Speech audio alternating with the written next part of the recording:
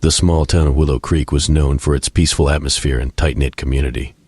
Nestled in a valley surrounded by dense forests, it was the kind of place where everyone knew everyone. But one autumn, as the leaves turned golden and the air grew crisp, something strange began to happen. Posters appeared overnight on every lamppost and storefront, announcing the arrival of the Midnight Circus. The posters were old-fashioned, with illustrations of acrobats, magicians, and most prominently, a grinning clown named Mr. Chuckles.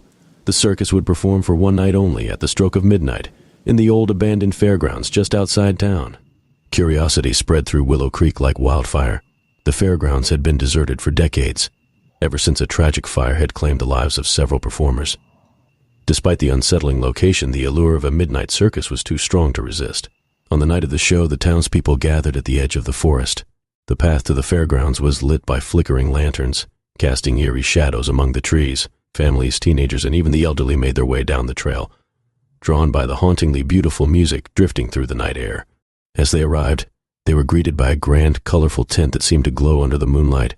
The smell of caramel apples and popcorn filled the air, and laughter echoed from within. It was as if the fairgrounds had been brought back to life. Inside the tent, the townspeople took their seats, their anticipation palpable. The ringmaster, a tall, thin man with a top hat and a deep, resonant voice, stepped into the spotlight. "Ladies and gentlemen, boys and girls," he began, "welcome to the Midnight Circus. Prepare to be amazed, astounded, and terrified by the wonders you are about to witness."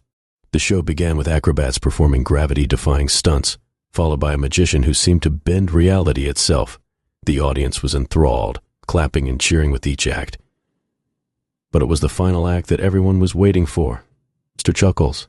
The lights dimmed and the tent fell silent. A single spotlight illuminated the center ring, and from the shadows emerged Mr. Chuckles. He was a tall clown, with white face paint, red lips stretched into a sinister grin, and eyes that seemed to glow in the dark. His costume was old and tattered, but his presence was commanding. "Good evening, Willow Creek," Mr. Chuckles bellowed, his voice both jovial and menacing. "Are you ready for a night you'll never forget?" The audience cheered, though there was an undercurrent of unease. Mr. Chuckles began his performance with classic clown antics, juggling, and slapstick comedy. But as the act progressed, his behavior grew increasingly bizarre. He invited a volunteer from the audience, a young boy named Timmy, to join him in the ring. Mr. Chuckles handed Timmy a balloon and whispered something in his ear. The boy's eyes widened in fear, but he nodded and did as he was told. He twisted the balloon into the shape of a dog. But when he handed it back to Mr. Chuckles, it seemed to come alive, snarling and snapping at the clown's feet. The audience laughed nervously, unsure if what they were seeing was real or an illusion. Mr. Chuckles continued, his tricks growing darker and more twisted. He produced a deck of cards, each card depicting a macabre scene. He performed a magic trick where he seemed to vanish into thin air, only to reappear behind unsuspecting audience members, his grin growing wider each time. Then he invited another volunteer, a teenage girl named Emily, to participate in his final trick. He handed her a small, ornate box and told her to open it. Inside was a cracked mirror. "Look closely, Emily," Mr. Chuckles whispered. "See what you truly are." Emily gazed into the mirror, and her reflection began to change. Her face twisted into a grotesque, clownish version of herself, her eyes darkening, her mouth stretching into an unnatural grin. She screamed and dropped the mirror, but the image lingered in her mind.